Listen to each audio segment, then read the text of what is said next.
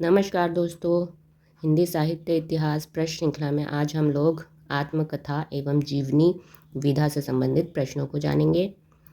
क्योंकि गद्य विधा भी इम्पोर्टेंट हो जाता है, यहाँ से आत्मकथा, जीवनी, उपन्यास, नाटक, कहानी, निबंध से संबंधित प्रश्न भी पूछे जाते हैं टीजीटी पीजीटी में। तो आइए फिर हम इसे देखते हैं। प्रश्न संख्या 1, हिंदी में रचित प्रथम आत्मकथा कौन सी है? अर्धकथा। अर्धकथा प्रथम आत्मकथा है और इसके लेखक है बनारसी जैन, और ये इन्होंने लिखा था 1641 ईस्वी में। इसके अलावा और देख लीजिए, मेरी आत्मकहानी 1941 में, ये किसकी है? श्याम सुंदर दास जी की। ये हिंदी की पहली चर्चित आत्मकथा है। और मेरी जीवन यात्रा, ये है जानकी देवी बजाज की। पहली आत्मकथा महिला द्वारा रचित आत्मकथा है मेरी जीवन यात्रा, जो कि किसकी है? जानकी देवी बजाज की। इसके अलावा इधर देखिए, आत्मकथा है और रचनाकार हैं। मेरी जीवन यात्रा 1946 राहुल सांकृत्यायन का है। मेरा जीवन प्रवाह 1948 वियोगी हरि जी का है।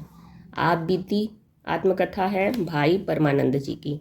साधना के पथ पर, ये है हरिभाऊ उपाध्याय जी की। एक पत्रकार की आत्मकथा मूलचंद अग्रवाल जी की है। प्रश्न संख्या 3, बच्चन की आत्मकथा कर्मवार बताइए। तो बच्चन जी की आत्मकथा है क्या भूलूं क्या याद करूं, नीड़ का निर्माण फिर, बसेरे से दूर, 10 द्वार से सोपान तक। ये चारों आत्मकथा हरिवंश राय बच्चन जी की है।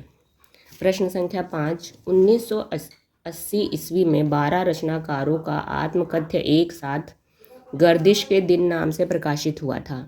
इसके संपादक कौन थे? कमलेश्वर। गर्दिश के दिन नामक आत्मकथा में 12 रचनाकारों की आत्मकथा है, जिसे संपादन किया था कमलेश्वर जी ने। प्रश्न संख्या 5, किसने अपनी आत्मकथा को स्मृति यात्रा यज्ञ कहा है? तो बच्चन जी ने कहा है, हरिवंश राय बच्चन जी। प्रश्न संख्या 6, डॉक्टर नगेंद्र की आत्मकथा अर्धकथा 1988 कितने खंडों में प्रकाशित हुई है? तो ये 3 खंडों में प्रकाशित हुई है।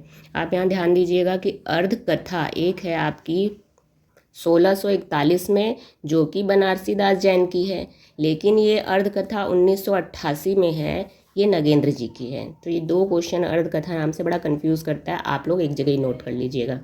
प्रश्न संख्या 7, किसकी आत्मकथा में हिंदी पत्रकारिता के विशिष्ट चरित्र और स्वतंत्रता संघर्ष में उसकी भूमिका पर प्रकाश डाला गया है?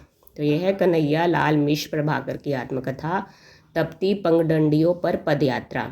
इन्होंने 1944 से 47 तक विकास पत्र के लिए कार्य भी किया था। यह उन दिनों स्वतंत्रता संग्राम का तेजस्वी पत्र था, क्योंकि 1947 में भारत को आज़ाद करने की मांग चल रही थी, तो उस टाइम ये तेजस्वी पत्र था। स्वतंत्रता हेतु संघर्ष का चित्रण है, तो इसलिए इस पत्रिका में स्वतंत्रता का चित्रण किया गया है।